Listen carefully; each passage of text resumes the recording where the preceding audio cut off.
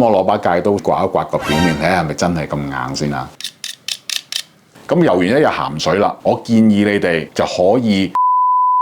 Hello， 大家好，高 Sir 翻嚟啦。嗱，呢輪咁鬼熱，咁我諗住都係時候游水啦。咁但係冇理由帶啲好貴嘅錶去游水噶嘛，係咪先？用俾你整花啫。咁我就諗下，想揾翻隻唔係太貴嘅機械運動錶，上網睇下有啲咩新款或者啲咩鋪出嚟啦。咁啊點知俾我揾到 Citizen 就鋪咗一隻新嘅 model 出嚟。咁啊，我覺得都幾靚仔啊。咁啊，即刻打個電話俾我 Citizen 嘅朋友問下佢。咁佢話幫我聽啦，呢隻原來係新款嚟嘅。咁啊，如果我有興趣的話咧，佢可以寄一隻俾我試下，咁啊寄咗嚟之後實測佢一段時間，咁先再諗下拍唔拍片啦。咁啊一路戴下，覺得啊幾好大喎。咁所以今日咧我就拍咗條片，希望同大家分享一下。嗱，咁而家就開個箱俾大家睇下啦。咁我初收到呢一個氧氣樽嘅時候咧，哇！我真係唔知點做好啊！第一次見到呢啲嘢，我嘗試咧開呢啲螺絲咧，睇下點樣開到呢個嘢咧，原來好簡單嘅咋，原來就咁掹開就開到噶啦。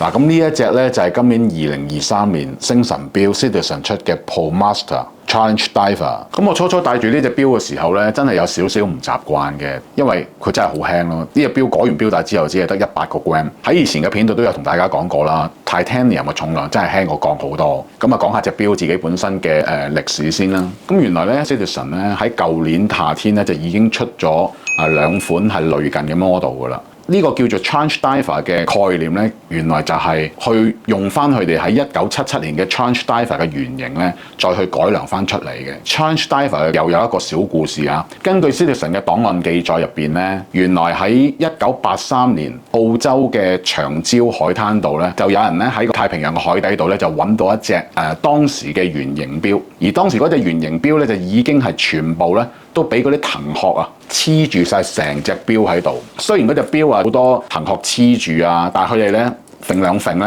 嗰隻錶竟然係行翻喎。啊，打開咗個尾蓋之後咧，佢哋發現隻錶係冇入水嘅，同埋咧入邊嗰個機芯咧，亦都係冇俾海水去有侵蝕嘅痕跡嘅。咁所以話呢一款圓形嘅 Challenge Diver 咧，喺防水能力同埋抗腐蝕能力咧都非常之好啊。咁呢個就係呢個本身圓形 Challenge Diver 手錶嘅小故事啦。而2022年出嘅呢2款 Challenge Diver 錶咧，就係個靈感嚟自呢隻1977年嘅圓形錶啦。今年2023年啦，就從呢個2022年嘅錶度咧，就再優化咗，做得更加有型格，係做咗一隻黑色。因為之前嗰2款錶咧都係銀色嘅啫。嗱，而今次咧佢哋就將佢做咗呢個黑色啦，同埋做咗一個黑色嘅 Titanium 帶。嗱，咁而家我啊講呢一隻錶啦。呢隻錶嗰個直徑就41mm，而家厚度咧12.3mm嘅，其實都幾薄嘅，對於一個潛水錶嚟講。甩套甩咧48.9mm， 錶帶個闊度咧係20mm嘅啫。咁錶殼同埋錶帶方面咧，都係用個 Citizen 自己自家研發嘅，佢哋叫做超級鈦 Super Titanium。點解我話今年同舊年咧，佢哋會再改進咗咧？因為今年咧，佢哋就喺呢個鈦嘅表面咧，用咗一個 DLC 嘅技術咧，做咗一個叫 Duratec 嘅塗層。呢個塗層表面硬度咧係比一般嘅不鏽鋼咧係硬5倍。嗱，咁大家都知道啦，我好奇心係比較重少少嘅。咁啊，佢係雖然話係硬咗5倍啫，咁我都想試一試啊。咁我攞把戒刀刮一刮個表面，睇下係咪真係咁硬先啊！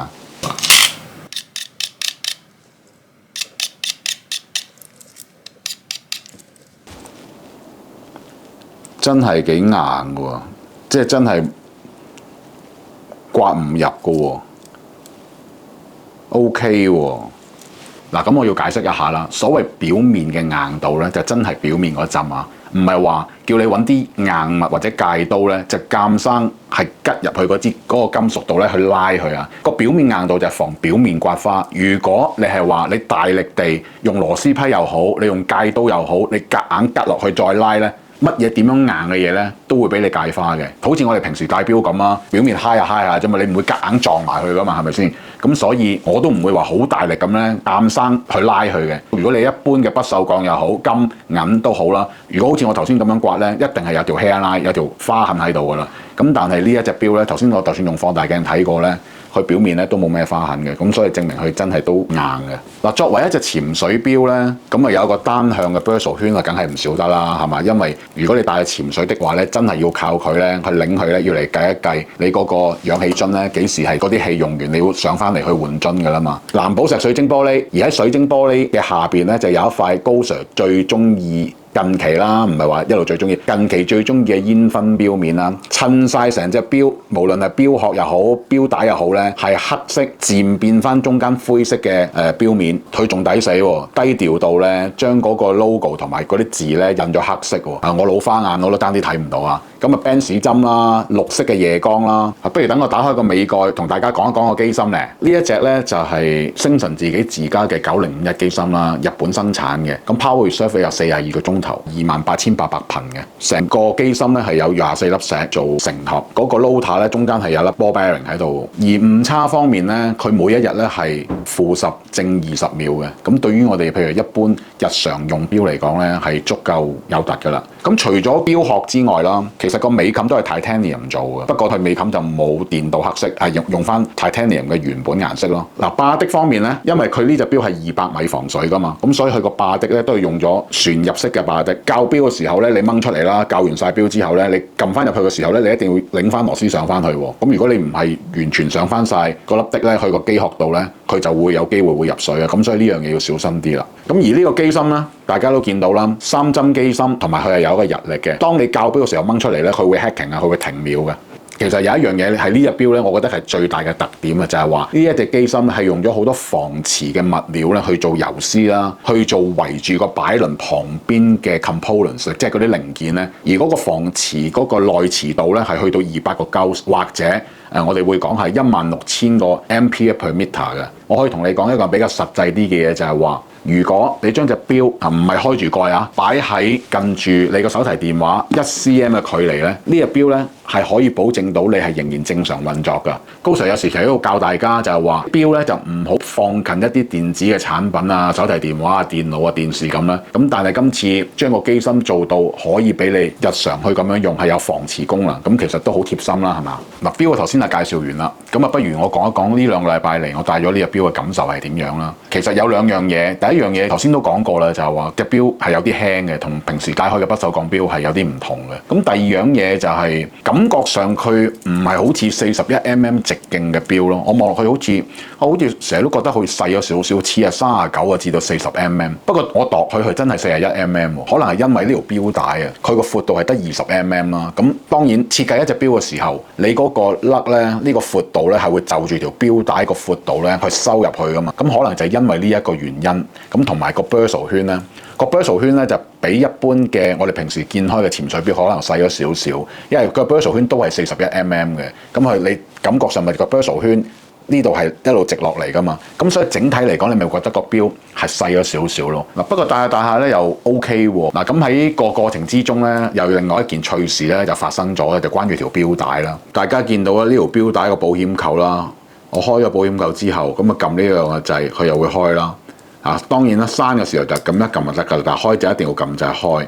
咁我成日喺度見到，咦？呢2個掣突出嚟，左邊一個突，右邊有一個突，要嚟做乜嘢嘅咧？因為我未接觸過呢個類型嘅錶扣啦，咁所以我望嚟望去都唔知佢要嚟做乜嘅。終於我就拆散咗條錶帶嚟研究去望下，啊，原來發覺係其實唔使搞咁多嘢嘅。原來呢個錶扣咧向前掹咧，佢有個彈簧咧。係一個開關嘅功能，係要嚟 lock 住條錶帶嘅。嗱，當我一掹呢個扣嘅時候咧，你就可以將條錶帶掹長去噶啦。啊，咁掹長去有2個作用啦。當然，第一最大嘅作用就係話，當你着住件潛水衣，就要嚟就翻嗰件潛水衣嘅厚度啊，所以你就要加闊佢啦。咁第二樣嘢，我覺得比較實際啲，我諗到就係話，如果我哋平時校啱咗喺屋企校啱咗隻錶，咁你帶出去係好啱尺寸啦。咁但係而家太熱啦，如果你流咗一身汗嘅話，可能你會好黏啊隻手。咁我覺得你係需要咧校翻鬆少少隻錶咧，咁你戴起上嚟咧就會舒服好多，唔會話因為你隻手流汗咧就黐住條帶或者黐住隻錶，你覺得好黏黏立立咁咧。乾翻嘅時候咧，你就好簡單啦，撳翻入去就得㗎啦。咁我覺得係非常之方便咯。咁呢個係對於我嚟講啊，喺個錶帶方面咧就係一個小故事啊。嗱，最後講翻最實際嘅一樣嘢咧，就係錢啦。咁你呢隻錶嘅定價咧，就講緊標緊9980蚊啦。咁對於我嚟講，我覺得如果你係揾到隻錶，成隻錶都係用 Super Titanium 超級鈦去生產嘅，又防刮花啦，又有防磁功能啦，個機芯又咁靚，咁我覺得真係唔貴咯。咁分分鐘你喺出邊啲鋪頭度仲有折，我喺出邊啲鋪頭度咧都有見到啲人咧係標緊7折賣嘅。咁所以我覺得都非常之抵玩啊呢隻錶。嗱，如果大家對於呢隻錶咧有任何問題或者想了解更加多嘅，喺下邊留言去問我啊，咁我會再逐一去解答你哋嘅問題嘅。嗱，喺未完結之前咧，有兩樣嘢好重要嘅，我要提一提大家啦。咁第一樣嘢就係記得要 like、subscribe 同埋 share 呢條片俾你嘅朋友啦。